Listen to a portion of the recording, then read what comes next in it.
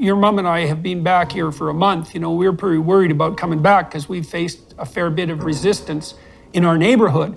Like, I'm probably more unpopular in some sense in Toronto, and more particularly in my neighborhood, than I am anywhere else in the world. Yeah. And so it was somewhat worrisome to come back to Toronto. It's very worrisome. My son moved out of our neighborhood in part because it was uncomfortable for him to be there, even though that's where he grew up, thanks to the machinations of certain neighbors. It's been hard on your mom too, because I come downstairs, the other day when I was going through what happened in 2016, I came downstairs, I could hardly stand up. A lot of the symptoms I had over the last couple of years came back, and that's really pretty frightening for me and for her to see. I had to sit down on the floor 5 or 6 times, although God only knows what's going to happen as this unfolds, because there's always the possibility I'll make a mistake while I'm defending myself too, because I could easily do that because it's so complicated. But your mom and I are on the same page in relationship to this, which is, she believes that if I just say what's happening, if I do my best to tell the truth without adornment and to try to keep my volatile temper under control, that this will turn out the way things have turned out for us in the past, which is it'll be rather dreadful in the short term, but resolve itself somewhat favorably in the medium to long run. I don't know what to do with that, because under normal circumstances, I can understand why the anonymity of the complainant publicly would be maintained, right? Because it stops people who have a legitimate grievance from being intimidated by those against whom they have the grievance. But those rules only apply when people aren't weaponizing the colleges. And as soon as the colleges are weaponized, when you can manipulate the bureaucracy into being a club for your viewpoint, then what constitutes ethical behavior on the part of a defendant starts to become murky. And that's also part of what makes this stressful. Yeah, well, I think just ignoring the people who actually did the complaints is the right way to go, because they don't matter. And if they weren't there, somebody else would be making the same kind of complaint. It's a college issue.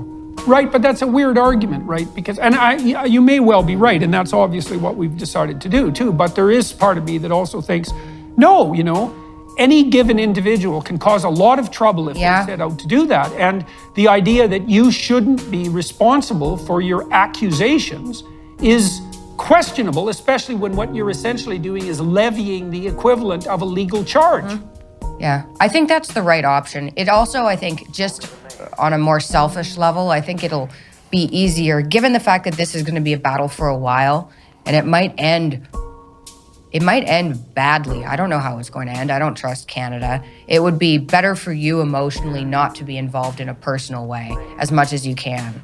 So, forget who the people who made the complaints are, even though they're probably despicable human beings. There's tons of despicable human beings out there. Better to just ignore them and tell everybody what's going on. And ideally have a backup plan. If they do come for your license, can you just... I assume getting a license... Yeah, it's hard to know. It's hard to know if it's better to ignore them. There's lots of psychological studies about what people do to cheaters in games. And people are so motivated to punish cheaters that they'll give up some of their own privileges for the right to do so. And some of that's actually salutary. Well, look, Michaela, if you let the cheaters get away with it, they dominate and take everything. That's the psychopathic niche. That's why it even exists biologically, is because you can get somewhere with exploitation. And you particularly get somewhere with exploitation if the people you are exploiting don't object. And so you actually have a moral obligation to object, to not let people get away with breaking the rules.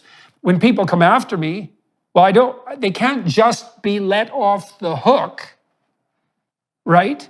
So it's very, but I think we've walked this through quite appropriately, is that no, I should really be concentrating on the college and not the individual complainants. I should be concentrating on the college in a way that has broad public significance, because this shouldn't just be about me, it's about a broader social problem. That we should use the truth and public exposure, transparency, to mount the best defense, and we should all keep our heads while doing so. But there's no better strategy than that, but it's a tight rope to walk That's for sure.